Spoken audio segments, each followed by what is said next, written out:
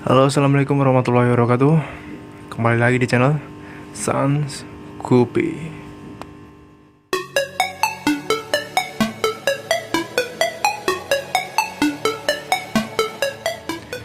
Halo kawan semua, kembali lagi ya. Lama tak jumpa ya teman-teman. Ini saya akan membuat tutorial atau tips lah sih seputaran dengan Gupi ya. Ini kan channel ikan Gupi. Ya, sebelum kita melanjut ke videonya, saya ingatkan kembali untuk subscribe channel ini ya teman-teman, supaya channel ini lebih berkembang dan maju. Teman-teman, jangan lupa like-nya, share ke sosial media kalian ya teman-teman, dan saya ucapkan terima kasih ya untuk kalian sudah subscribe ya teman-teman. Oke, di pembahasan kali ini kita akan membahas tentang agar Gupi cepat berkembang biak ya teman-teman, dan cepat beranak ya teman-teman, dan supaya hasil anakannya juga banyak.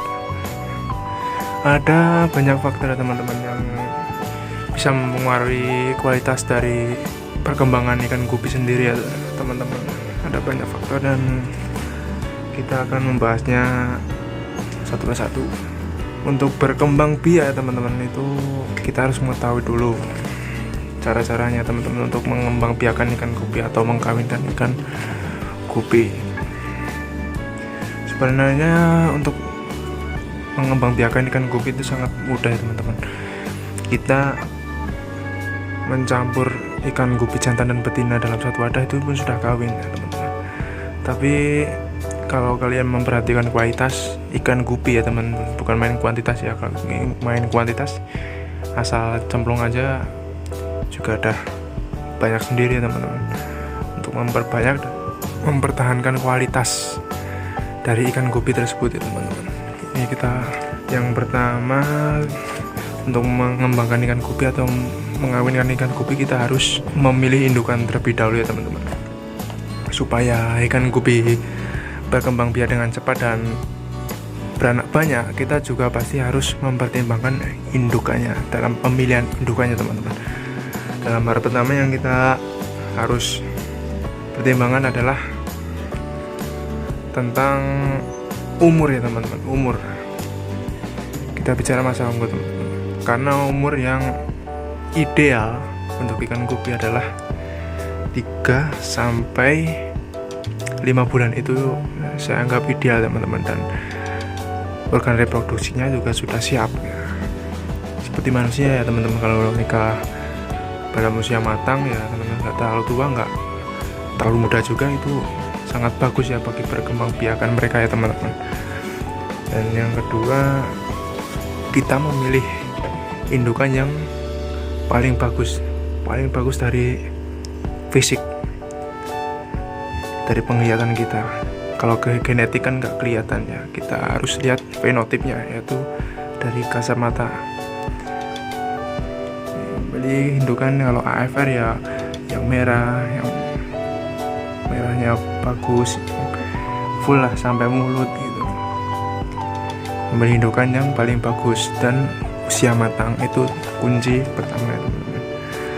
Dan setelah kita mempersiapkan indukan yang sudah cukup umur dan paling bagus ya teman-teman, kita ke langkah selanjutnya, yaitu mempersiapkan wadah. Wadah itu bisa akuarium seperti ini teman-teman, bisa ember seperti ini, ember. Nah, bisa juga box-box seperti ini,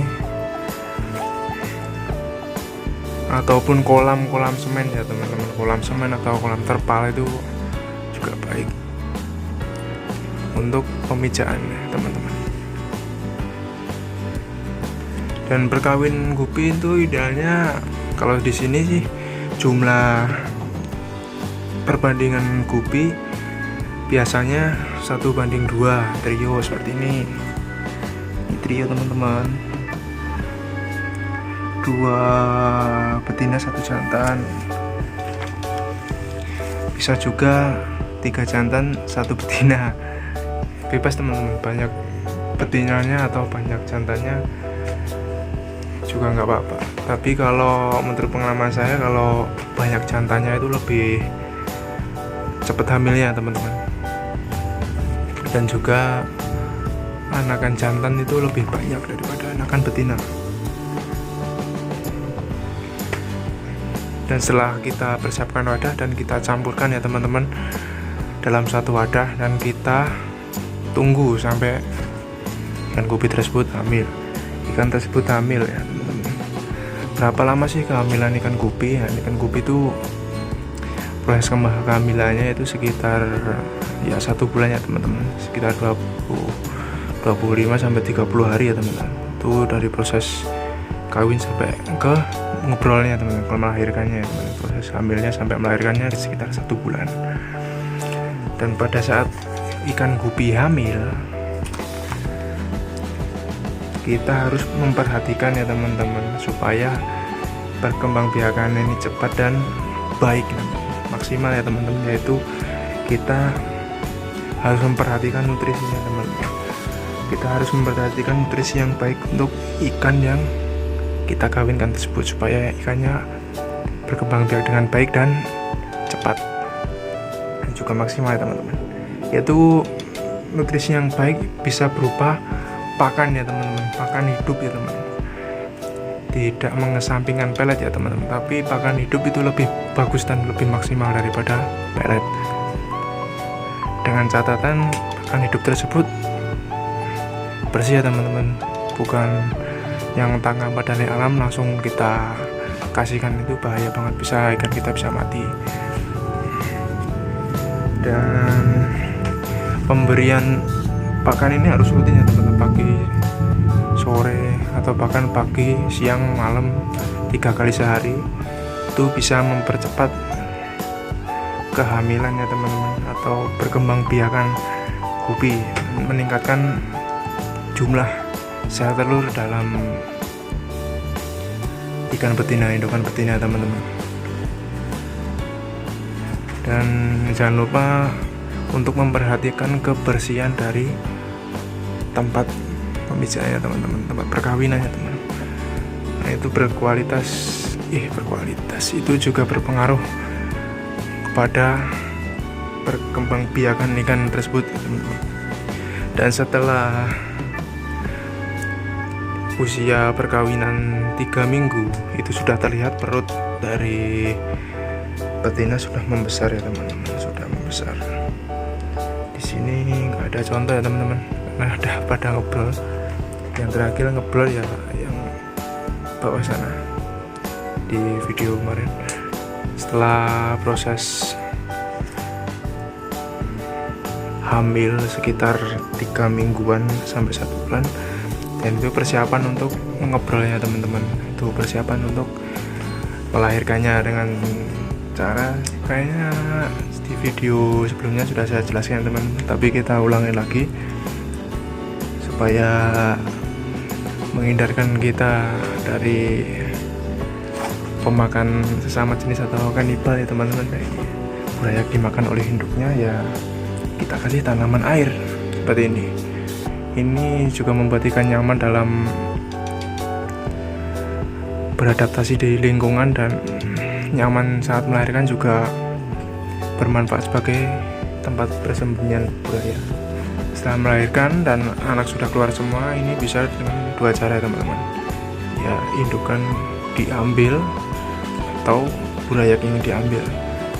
Tapi kalau saya di sini saya ambil dua-duanya teman-teman. Dari kita ambil indukan betinanya, kita pindahkan ke tempat jantannya untuk kawin lagi teman-teman, dan juga burayaknya kita pindah ke tempat yang lebih besar supaya berkembang biakan, supaya perkembangannya lebih bagus lagi dan maksimal ya teman-teman.